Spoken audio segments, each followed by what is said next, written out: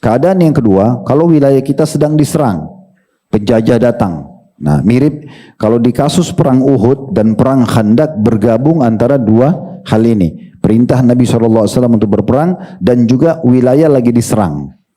Nah, untuk mengusir para penjajah itu. Nah, ini fardu ain, bukan pilihan. Nggak bisa antum bilang, saya belum belajar jihad, saya belum belajar keterampilan. Ya udah terjun aja di saat itu. Ya, itu. Jadi memang kita harus terjun karena sudah fardu ain. Hukumnya secara individual. Jadi yang pertama pemimpin perintahkan, kayak dulu waktu Indonesia juga mungkin ya.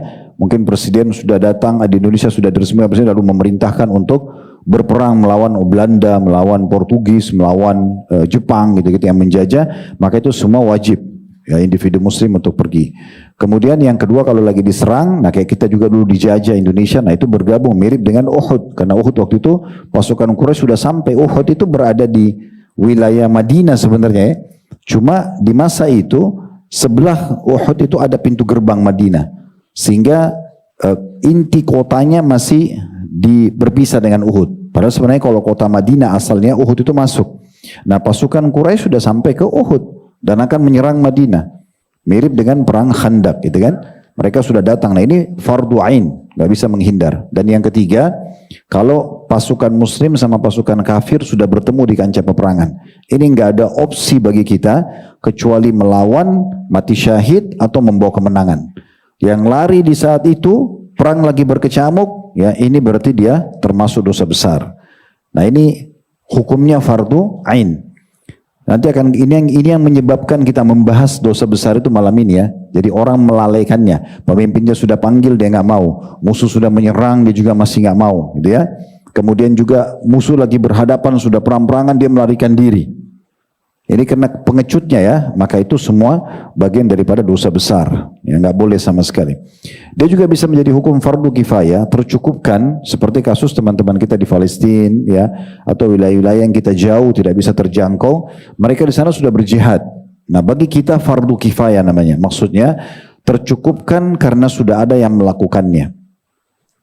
Juga dia bisa menjadi sunnah muakkadah adalah di masa-masa dulu ya, banyak di kerajaan-kerajaan Islam di masa Khulafaur Rasyidin ya, di masa dinasti Umayyah, Abbasiyah, mereka punya pasukan-pasukan muslim yang berada di perbatasan dengan negara-negara non-muslim, kemudian terkadang terjadi peperangan. Nah, ini peperangannya bukan karena wilayah muslim lagi diserang, bukan juga sebenarnya karena pemimpin lagi menginstruksikan, tapi di situ ada pasukan yang berjaga-jaga ribat. Maka setiap saat bisa saja diserang oleh musuh. Nah sementara mereka berjaga-jaga, kalau terjadi perang mereka ikut, nah itu sunnah ya. Nah kita sedang bicara masalah fardu ainnya. Karena melalaikan sesuatu yang jatuh kewajibannya secara individu, nah ini bagian daripada dosa besar gitu ya. Baik, kita teman-teman sekalian beranjak daripada pendapat ulama, dan ini dinukil juga salah satunya dari Syekh Utsaimin rahimahullah tentang masalah pembagian jihad ini menjadi 3. Sementara jihad itu ya, juga dibagi atau dijeniskan kategorikan oleh para ulama dengan 3 macam. Kalau tadi yang kita bahas itu 3-tiganya yang hukumnya ya, fardu ain, fardu kifayah sama sunnah muakkadah itu masuk kepada jihad melawan musuh di medan perang ya, berhadapan secara fisik gitu ya. Ini dalam Islam memang ada. Kemudian ada juga jihad melawan syaitan. Nah ini juga ulama mengatakan bagian daripada jihad, tapi berbeda sekali dengan bahasan tadi. Ini dalilnya semua ayat Al-Quran yang menyebutkan syaitan adalah musuh kalian, jadikanlah musuh kalian, kita wajib memerangi syaitan tersebut dengan cara menepis semua syubhat dan syahwat yang dibisikkan oleh syaitan. Itu wajib. Jadi nggak boleh kita sengaja membiarkan syaitan bisikin kita lalu kita terjerumus karena dia ingin kita masuk ke dalam dosa. Fahami ini bagian dari jihad supaya jangan lagi kita membuka pintu setiap bisikan syaitan kita main iyakan seakan-akan itu bukan pelanggaran. Nggak, kita harus jihad melawan syaitan tersebut. Begitu juga ada jihad melawan hawa nafsu, ya. Melawan hawa nafsu di sini apapun gejolak dalam jiwa kita untuk melakukan dosa wajib kita lawan. Itu juga ulama masukkan dalam macam-macam jihad itu sendiri. Sementara dalil cukup banyak berhubungan dengan masalah perintah dalam ibadah yang mulia ini. Walaupun kita juga perlu titik beratkan ya, ada di antara kaum muslimin yang terlalu berlebih-lebihan dalam masalah ini sehingga mereka salah faham dengan bab jihad. Seperti misalnya mereka ada yang bom bunuh diri misalnya, atau mereka mengganggu ketentraman di wilayah kaum muslimin, atau menyerang ahli zimmah, orang-orang non-muslim yang di bawah naungan pemerintah Islam atau ada kesepakatan damai. Ini nggak boleh semuanya terjadi, itu bukan jihad. Karena orang yang berusaha memerangi orang-orang non-muslim yang berada di baungan pemerintah muslim atau di bawah jaminan ya, atau ada kesepakatan damai dengan orang Islam, ini nggak boleh ya.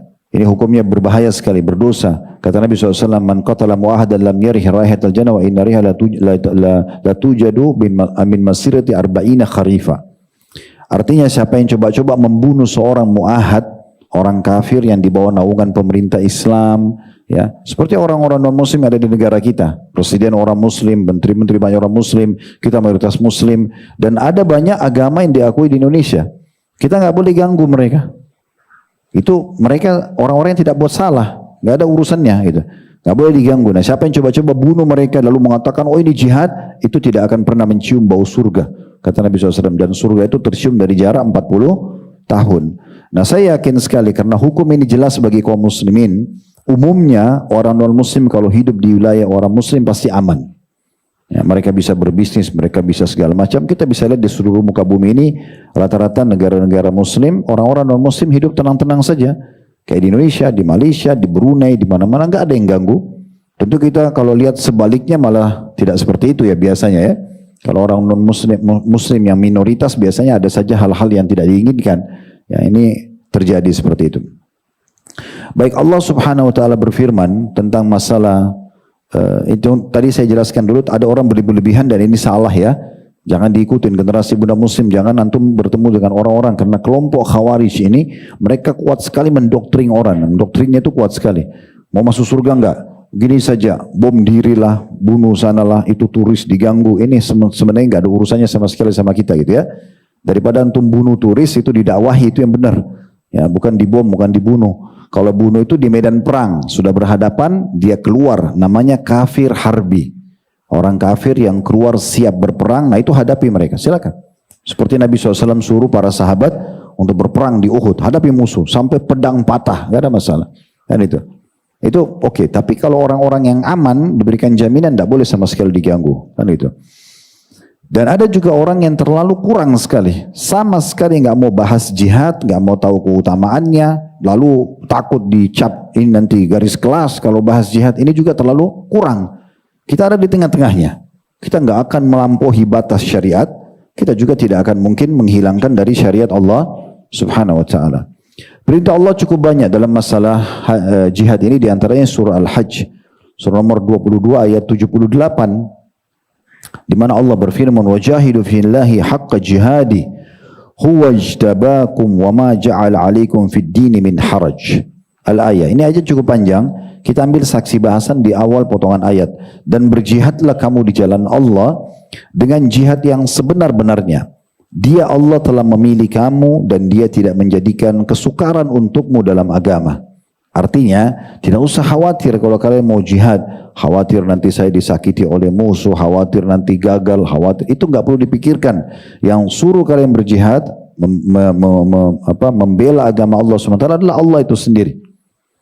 Jadi kita disuruh bersungguh-sungguh, artinya kita belajar keterampilannya, kita baca keutamaannya, bekali diri dengan ilmu, kemudian kita baru terjun ke lapangan di saat memang ada ya variabel hukum yang membolehkan kita melakukannya. Jadi tidak boleh sembarangan terjun bebas gitu ya. Itu juga dalam firman Allah surah At-Taubah surah nomor 9 ayat 41 di mana Allah Subhanahu wa taala berfirman infiru khifafan wa thiqalan wa jahidu bi amwalikum wa anfusikum bisabilillah dzalikum khairul lakum in kuntum ta'lamun. Berangkatlah kamu untuk berperang di jalan Allah di saat itu ada keluar berperang. Besarkan jiwa kamu baik dalam keadaan ringan maupun berat. Walaupun masih berat rasanya, ikut aja sama muslimin, nanti Allah akan mudahkan. Dan berjihadlah dengan harta dan jiwamu di jalan Allah. Yang demikian itu lebih baik jika kamu mengetahuinya. Ini diantara dalil-dalilnya yang menyebutkan tentang masalah jihad. Itu dari ayat. Tentu kalau kita mau bahas ini cukup banyak ya. cukup banyak ayat-ayat Al-Quran tentang jihad, tapi saya ringkaskan karena waktu kita hanya maghrib isya. Saya coba membacakan beberapa hadis-hadis yang harusnya ini menjadi satu program dalam benak kita. Kalau memang pas terjadi dan dibutuhkan sesuai dengan hukum-hukum syariat yang benar, para pemimpin sudah mengumandangkan, para ulama sudah menyampaikan, maka oke, kita hadir. Tapi kita sudah punya bekal, apa nih kira-kira bahan bakarnya. Ya, ilmunya itu kan bahan bakar penggeraknya. Antum nggak mungkin mau hadiri majelis ilmu seperti ini kecuali sudah tahu keutamaannya. Antum nggak mungkin mau hadir sholat tepat waktu tadi kecuali antum sudah tahu keutamaannya. Kita nggak mungkin mau misalnya bersedekah atau meninggalkan pekerjaan haram kecuali memang kita tahu hukumnya. Nah sama juga dengan jihad. Apa yang itu kan bahan bakarnya karena pengetahuan kita. Nah sama dengan jihad ini. Di antaranya hadis Nabi SAW yang mulia berhubungan dengan masalah ribat. Ribat itu berarti berjaga-jaga di perbatasan ya antara kaum muslimin dengan orang-orang non-muslim. Kalau memang akan terjadi pertikaian-pertikaian, kita berada di perbatasan, kapan ada penyerangan kita siap untuk membela kaum muslimin. Kata Nabi SAW dalam hadis yang sahih, ribatu yaumin fisabilillah khairu minad dunya wa ma'alaiha. Ribat satu hari di jalan Allah lebih baik daripada dunia dan seluruh yang ada di atasnya. Satu hari saja. Ya. Wa mawdi'u sauti ahadikum minal jannati khairu minad dunya wa ma'alaiha. Dan ketahuilah tempat cemeti seseorang di antara kamu nanti di surga lebih baik daripada dunia dan apa yang ada padanya. Warrauhatu yaruhuha al-'abdu fi sabilillah awil gadwatu khairu minad dunya wa ma'alaiha. Dan ketahuilah kata Nabi SAW, satu kali perjalanan pergi berperang di jalan Allah, pulang ataupun pergi yang dilakukan seorang hamba lebih baik daripada dunia dan seluruh isinya. Di sini kita bisa lihat bagaimana keutamaan berjaga-jaga saja belum terjadi interaksi perang sudah begitu besar pahalanya. Satu harinya lebih baik daripada seluruh dunia ini. Hari-harinya, fasilitasnya, segala macam lah. Ya. Hadis yang itu tadi hadis Bukhari Muslim. Hadis yang lain juga dari hadis Salman radhiyallahu anhu bahwasanya Rasulullah SAW bersabda, ribatu yaumin wa lailatin khairu min siyami syahrin wa qiyami. Ribat sehari semalam, kalau tadi hadis yang sebelumnya sehari, kalau ini sehari semalam berarti full 24 jam. Ribat sehari semalam di jalan Allah itu lebih baik daripada puasa dan qiyamul lail 1 bulan. Ribatu yaumin wa layla khairu min siyami syahrin wa qiyami. Wa in mata fihi jara alihi amalhu alladhi kana ya'mal. Dan jika dia meninggal dunia bukan karena dibunuh oleh musuh, ajalnya datang sementara dia ada di perbatasan, maka dikatakan amalnya yang pernah dia lakukan semasa hidupnya akan terus mengalir pahalanya. Ya sholatnya, ya zikirnya, ya sedekahnya, apa saja yang dia kerjakan selama dia hidup, ya, sebelum dia ikut ribat berjaga-jaga di perbatasan itu, semua akan ditarik seakan-akan dia hidup mengerjakannya. Lalu dikatakan wa ujri alaihi rizqu wa umina minal futtan, dan akan terus mengalirkan rezekinya walaupun di dalam kuburnya, Allahu alam seperti apa, dan juga dia akan diamankan dari pertanyaan malaikat mungkar dan nakir.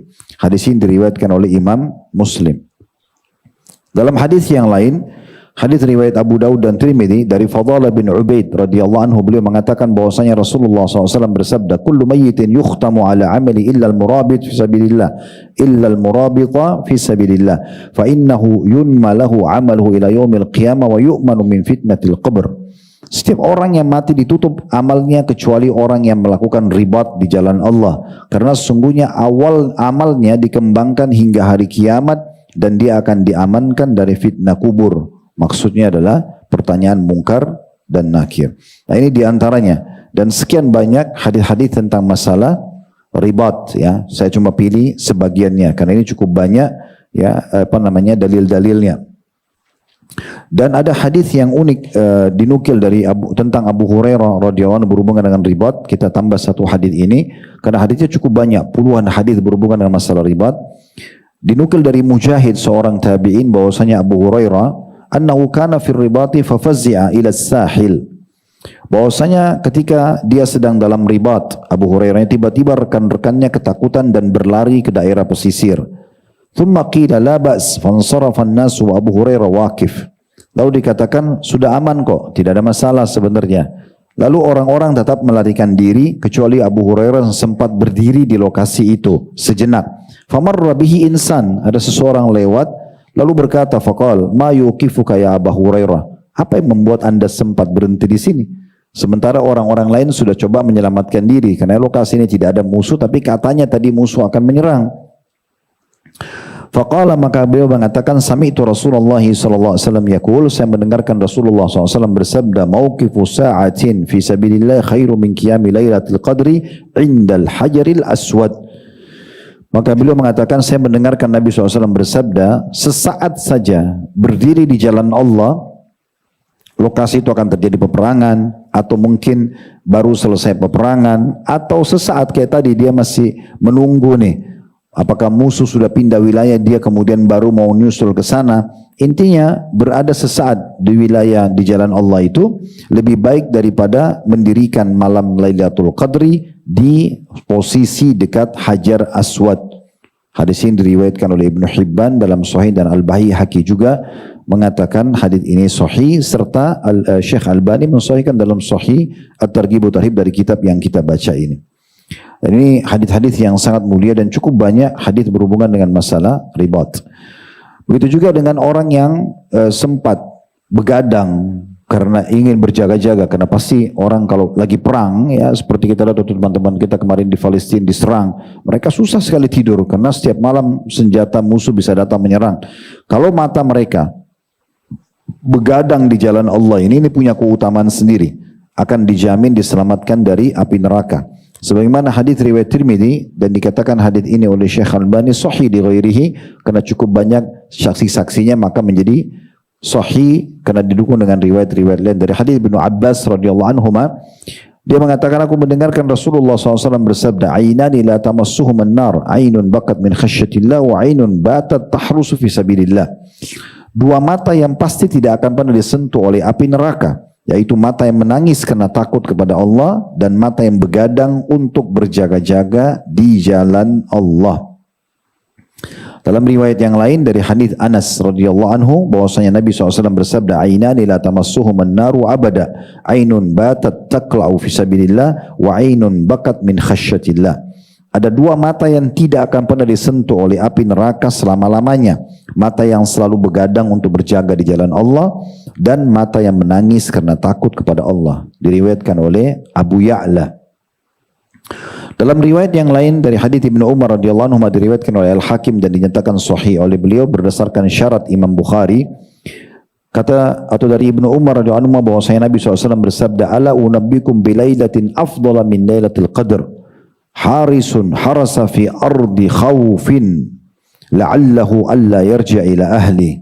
Maukah aku kabarkan kepada kalian tentang satu malam yang lebih utama daripada Lailatul Qadar? Lailatul Qadar lebih baik daripada 1000 bulan atau sama dengan 83 tahun plus 4 bulan. Nah, ini lebih baik daripada Lailatul Qadar. Satu malam mengalahkan Lailatul Qadar, yaitu seseorang yang berjaga-jaga di daerah yang mengkhawatirkan bisa jadi ia tidak kembali lagi ke keluarganya. Diriwayatkan oleh Al-Hakim. Maksudnya di perbatasan antara muslimin dengan orang-orang non-muslim. Jadi ini termasuk keutamaan yang sangat besar berhubungan dengan masalah berjaga-jaga itu. Begitu juga kalau orang mengeluarkan hartanya, dianjurkan kita berjihad dengan jiwa dan harta. Ada orang yang bisa menggabungkan kedua, di mana Allah Azza wa Jalla mudahkan buat mereka ya. Mereka punya harta, mereka juga punya kesempatan perang. Di masa Nabi SAW cukup banyak kisah-kisah tentang Abu Bakar, Umar, Uthman, Ali, Talha, Zubair dan seterusnya. Sahabat-sahabat banyak yang mereka menginfakkan harta lalu mereka juga ikut berperang. Ada bahkan digabungkan dengan keutamaan yang menutup semua itu, yaitu dengan mati syahid. Ya, kasus Mus'ab bin Umair, Hamzah bin Abdul Muttalib, banyak sekali sahabat-sahabat yang mati syahid gitu ya. Nah, kalau ada juga orang yang hanya bisa dengan fisik. Karena dia tidak punya harta, dia langsung ikut berperang. Itu juga ada. Ada juga orang yang tidak bisa fisik tapi dia dengan harta.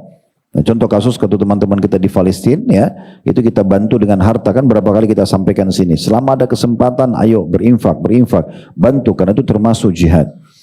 Yang kita bisa dapatkan keutamaannya kalau kita membantu dengan harta kita, itu ada banyak hadis-hadis yang membahas masalah ini secara khusus. Dimulai dari hadis yang sahih riwayat An-Nasai juga Tirmidzi dari hadis Khuraim bin Fatiq radhiyallahu anhu, dia mengatakan bahwasanya Nabi SAW bersabda, man anfaqa nafaqatan fisabilillah kutibat lahu bi-700 du'fin. Barang siapa yang memberikan nafkah di jalan Allah, membiayai peperangan, dicatat untuknya sebanyak 700 kali lipat. Di dalam riwayat yang lain diriwayatkan oleh Bukhari Muslim, kata Nabi SAW, man jahaza ghaziyan fisabilillah faqad gaza. Siapa yang membekali peperangan di jalan Allah, maka sama dengan dia sedang ikut berperang.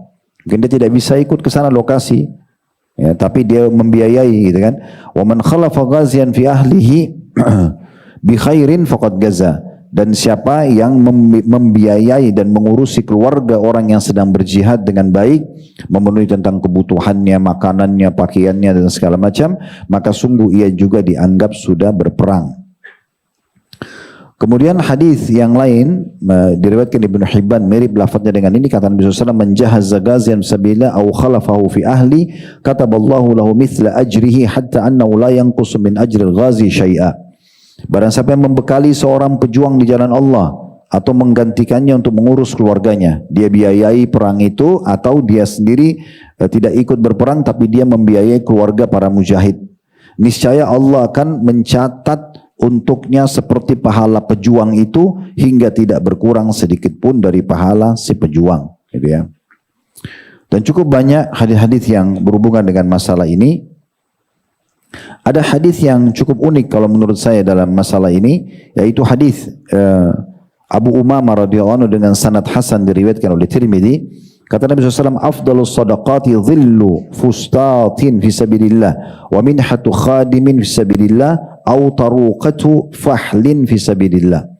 Sedekah yang paling utama adalah naungan kemah dalam perang di jalan Allah. Nah, ini hadis agak unik ya, maksudnya mungkin jarang kita dengar. Ternyata menyiapkan kemah untuk para mujahidin itu termasuk sedekah yang paling afdal. Nah, sekarang ini teman-teman kita di Gaza itu butuh itu. Ya, hari-hari sekarang lagi di lokasi tanah yang sudah sama rata dengan bangunan sudah hampir bisa dikatakan tidak ada. Mereka butuh untuk sholat. Ternyata masih banyak orang di sana.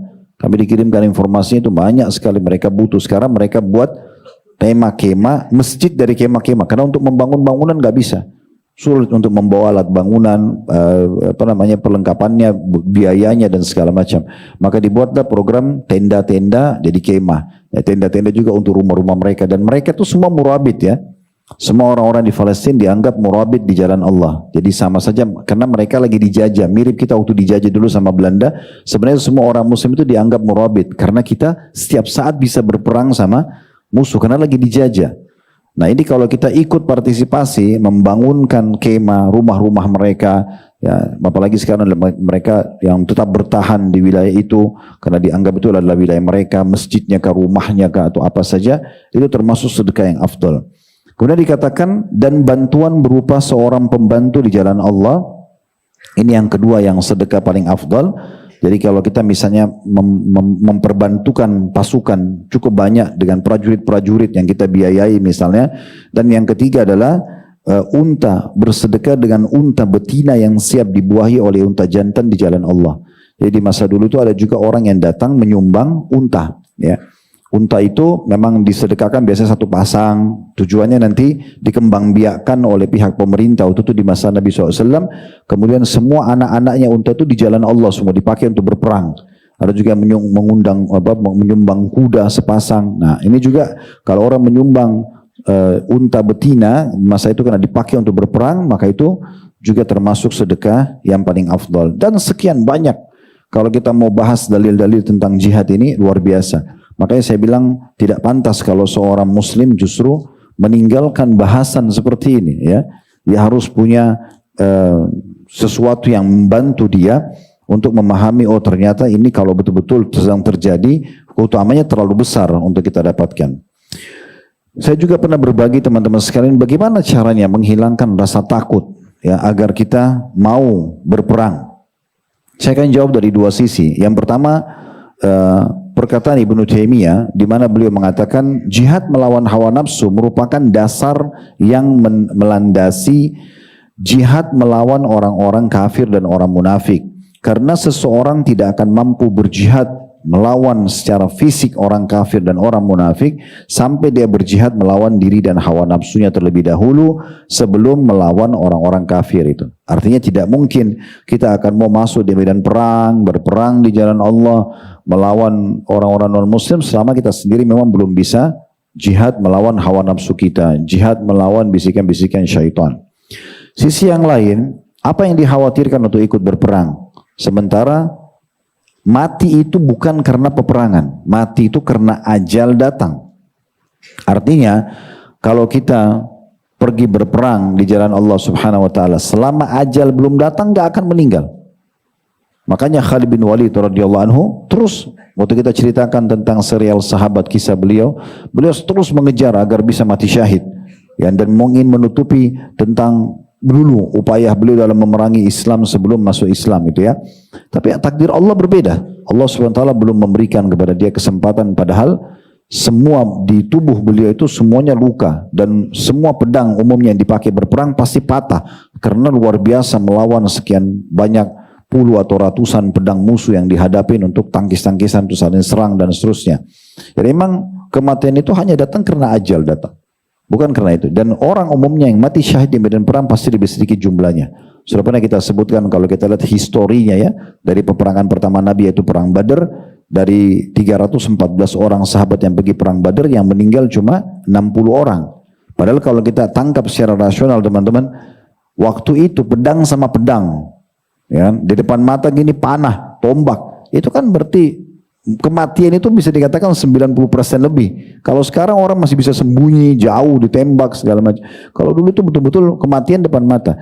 Tapi kenapa yang mati lebih sedikit? Karena memang Allah memilih mereka. Para syuhada itu dipilih. Orang yang paling ikhlas, yang memang mau mati, itu baru.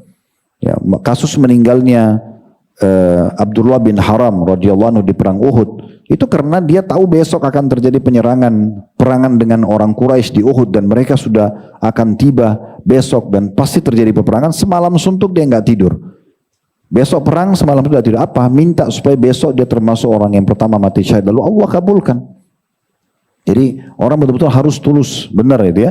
Di perang Uhud 700 pasukan muslim, yang meninggal 70. Di perang Khandak bisa dikatakan tidak ada korban muslim kecuali Sa'ad bin Mu'adz yang wafat setelah terjadi peperangan. Dia kena anak panah kemudian dia meninggal radhiyallahu anhu dengan itu kan. Jadi korban-korban itu sedikit sekali dari kalangan muslimin. Ya, bisa dihitung jari yang memang mati syahid. Kemudian teman-teman sekalian, kita juga kalau berjihad itu berarti kita membuka pintu, ya, pintu surga. Karena Nabi SAW mengatakan di dalam hadis, yang hadis ini adalah hadis yang sahih, diriwayatkan oleh Al-Hakim, alaikum bil jihad fisabilillahi. Kemudian ada sedikit tanda kutip tabaraka wa ta'ala, ya, sifat Allah di sini, fa innal jihad fisabilillah babun min abwabil jannah yadhhabu atau yuzhibullahu bihi minal hammi wal gham. Wajib atas kalian berjihad, kata Nabi SAW, di jalan Allah Azza wa Jalla di saat tepat waktunya, tepat syarat-syaratnya. Karena sungguh jihad di jalan Allah itu merupakan salah satu pintu dari pintu-pintu surga. Allah akan menghilangkan dengannya kesedihan dan juga kesusahan. Nah, jadi banyak sekali keutamaan-keutamaan yang luar biasa. Ibnu Qayyim berkata tentang masalah jihad, orang-orang yang berjihad di jalan Allah, mereka adalah tentara Allah. Dengan mereka Allah Azza wa Jalla menegakkan agamanya, melawan serangan musuh-musuhnya, menjaga kehormatan Islam dan melindunginya. Mereka lah orang-orang yang memerangi musuh-musuh Allah agar agama ini seluruhnya menjadi milik Allah dan hanya kalimat Allah yang tertinggi. Mereka mengorbankan diri mereka dalam rangka mencintai Allah Azza wa Jalla, membela agamanya, meninggikan kalimatnya, serta melawan para musuhnya. Mereka mendapat limpahan pahala dari setiap orang-orang yang mereka lindungi dengan pedang-pedang mereka dan setiap perbuatan yang mereka kerjakan. Walaupun mereka tinggal dalam rumah mereka, mereka mendapat pahala seperti pahala orang yang bisa beribadah kepada Allah Azza wa Jal dengan sebab jihad dan penaklukan mereka, karena mereka menyebabkan orang bisa beribadah kepada Allah. Perkataan Ibnu Qayyim ini kalau kita tarik kepada pejuang-pejuang kita dulu Indonesia membuat merdeka kaum muslimin, ya, maka semua apa yang kita kerjakan sekarang, pembangunan masjid, sholat 5 waktu, umrah dan haji, alokasi zakat, puasa Ramadan, pemimpin membuat keputusan, itu semua dipanen pahalanya oleh para mujahid, para kaum muslimin yang dulu berjuang membuat negara kita merdeka. Itu luar biasa pahala mereka, karena mereka akan panen, sebab perjuangan mereka lah kita merdeka, dan akhirnya dengan itu kita bisa melakukan banyak aktivitasnya, termasuk pengajian ini, apalagi sekian banyak pengajian yang sudah ada, sekian banyak halaqah Quran, sekian banyak mimbar-mimbar dan podium diisi dengan potongan ayat Al-Quran, hadis-hadis Nabi SAW, dan seterusnya, keputusan pemerintah dan segala macam, semua itu akan dipanen pahalanya oleh para mujahidin. Tujuan disyariatkannya jihad, teman-teman, untuk meninggikan kalimat Allah, bukan yang lain. Kita berperang bukan untuk menumpahkan darah, bukan untuk menunjukkan keterampilan perang, bukan itu semuanya, ya. Tapi memang kita untuk meninggikan kalimat Allah Subhanahu wa taala. Makanya sangat jelas sabda Nabi SAW waktu ditanya kepada beliau, kira-kira mana yang dianggap perang, jihad di jalan Allah? Orang yang hanya sekedar ya fanatisme kah, membelah wilayahnya kah misalnya? Maka kata Nabi SAW, orang yang berperang untuk meninggikan kalimat Allah, maka mereka adalah orang-orang yang berperang di jalan Allah Subhanahu wa taala. Hal-hal yang perlu diperhatikan dalam masalah jihad, kalaupun terjadi, maka yang pertama kita harus punya ilmu dalam masalah agama ini, terutama hukum jihad, ya. Berhubungan dengan masalah keikhlasan dalam jihad, kemudian bagaimana cara sholat dalam kondisi takut, ya. Kalau kita lagi berhadapan sama musuh, bagaimana tata cara sholatnya, kemudian juga masalah bersuci, ya. Sholatnya orang yang sakit atau terluka, gitu kan. Semua itu bagian-bagian daripada hal yang perlu dipahami. Terus kemudian bagaimana kita bermuamalah dengan musuh kalau kita sedang berhadapan duel, bagaimana kalau musuh itu menyerah, apa yang harus kita lakukan, bagaimana kalau kita menang, ada harta rampasan perang, ada ghanimah, ada fai yang harusnya dikembalikan kepada pemimpin, kemudian nanti akan dibagi, ya. Nah, semua ini hukum-hukum harus kita fahami baik-baik. Jadi kita harus punya ilmu dulu. Yang kedua, kita ikhlas karena Allah Subhanahu wa taala supaya mendatangkan pahala. Yang ketiga, mutaba'ah, mencontohi Nabi sallallahu alaihi wasallam dalam jihad-jihad beliau, ya. Kemudian yang keempat, kita harus ya berjihad, teman-teman sekalian, dengan tujuannya menegakkan keadilan. Ya, jadi tadi untuk meninggikan kalimat Allah, menegakkan keadilan itu bagian daripada hal yang harus diperhatikan. Yang kelima, jihad bersama imam kaum muslimin, pemimpin kaum muslimin. Jadi bukan individual. Ini semua bagian adab-adab yang harus diketahui.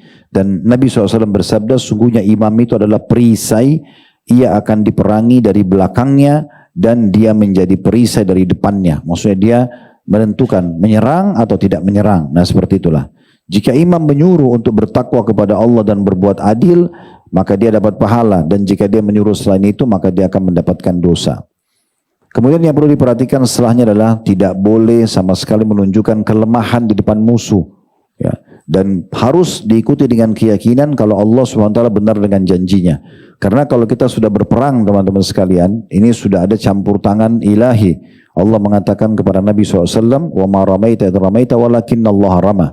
Kau tidak pernah melempar, hai Muhammad, pada saat kau melempar, tapi sebenarnya Allah yang melempar. Yaitu Allah SWT menyampaikan kepada Nabi Muhammad SAW dan menyampaikan kepada umat Islam, para sahabat waktu itu, falam taqtulum walakinnallaha qatala wa ma ramaita idh ramaita walakinnallaha rama. Kalian tidak pernah membunuh musuh-musuh kalian, tapi Allah lah yang telah membunuh musuh-musuh kalian itu, ya. Jadi sebenarnya sudah ada campur tangan Allah SWT sana. Yang penting kita ikhlas bagaimana kita bisa mengalahkan musuh, dan tidak boleh kita tunjukkan kelemahan di hadapan musuh. Bahkan dibolehkan menunjukkan keterampilan dan kemahiran, sebagaimana dilakukan oleh Abu Dujana radhiyallahu di perang Uhud. Pada saat beliau sudah menerima pedang Nabi SAW, maka beliau mengganti imamannya menjadi imamah merah, yang berarti dia siap mati. Kemudian dia menunjukkan kesombongannya dalam keterampilan menggunakan pedang di depan musuh. Waktu Nabi SAW lihat, Nabi mengatakan, sungguh sikap seperti ini Allah benci. Sifat sombong ini, kecuali dalam keadaan ini, menunjukkannya di hadapan musuh. Tidak boleh membunuh anak-anak, wanita, orang-orang yang sudah menyerah, orang lemah, ya. Maka mereka tidak boleh dibunuh, sebagaimana Nabi SAW pernah menemukan di beberapa korban kaum muslimin ada wanita, maka beliau pun melarang itu. Tidak boleh memutilasi dan merusak fisik. Sebagaimana sabda Nabi SAW, Allah memerintahkan kalian untuk berbuat kebaikan dalam segala hal. Kalau kalian harus membunuh, bunuhlah dengan cara yang baik. Kalau kalian menyembelih, menyembelih dengan cara yang baik. Tajamkan pisau kalian dan tenangkan sembelihan kalian. Saksi bahasan adalah kalau kalian bunuh, bunuh dengan cara yang baik. Tusuk musuh, mati, selesai. Gak ada mutilasi, gak ada sengaja coret-coret badannya rusak dan segala macam. Gak boleh membakar musuh. Karena Nabi SAW mengatakan tidak boleh membakar kecuali pemilik api tersebut. Nah, ini diantara adab-adab yang harus betul-betul dijaga supaya tidak terjadi hal-hal yang tidak diinginkan. Kesimpulannya teman-teman sekalian, jihad adalah ibadah yang sangat mulia. Kita harus mengulang-ulangi tentang keutamaannya, dan tentu saja boleh kita berharap supaya Allah Subhanahu wa taala memberikan kepada kita pahala sebagaimana diberikan kepada orang-orang yang berhasil ikut di masanya gitu ya. Kayak misalnya di masa kita lagi tidak ada peperangan contoh misalnya. Apakah kita sampai meninggal membiarkan diri kita tidak meraih pahala jihad? Jangan.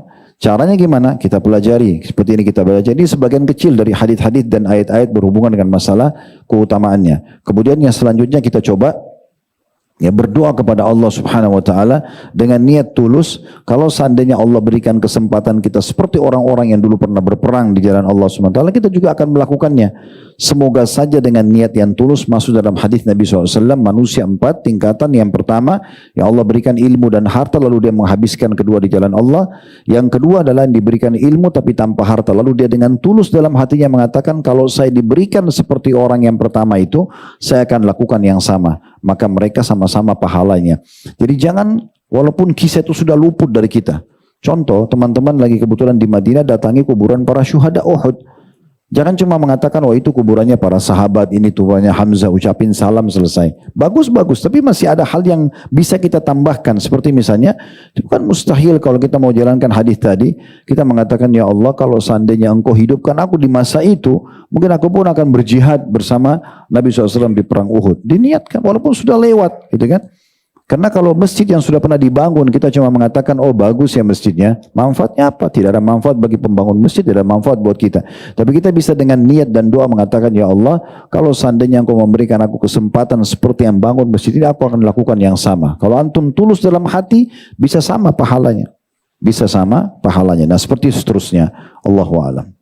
Begini bahasanya teman-teman sekalian, mungkin tidak semua pertanyaan bisa dijawab karena sesuai dengan tema saja, dan mudah-mudahan sudah mewakili, dan semoga Allah SWT selalu mengokohkan iman kita, menambah ilmu kita dan menyibukkan kita selalu dengan amal-amal soleh, dipanjangkan umur kita di atas ketaatan kepadanya, dan semoga Allah Subhanahu wa taala selalu menolong saudara-saudara kita yang sedang tertindas dimanapun berada, terutama di Palestina. Semoga Allah berikan kepada mereka kemerdekaan sebagaimana Allah berikan kepada kita, dan semoga Allah selalu jaga persatuan, kesatuan dan kemerdekaan kita, dan semoga Allah satukan juga kita di surga Firdausnya tanpa hisab, malah disatukan dalam majlis ilmu kita ini. Ada benar dari Allah, silakan diambil dan diamalkan. Kalau salah dari saya mohon dimaafkan dan istighfar kepada Allah. Subhanakallahumma bihamdika, asyhadu an la ilaha illa anta astaghfiruka wa atubu ilaik. Wassalamualaikum warahmatullahi wabarakatuh.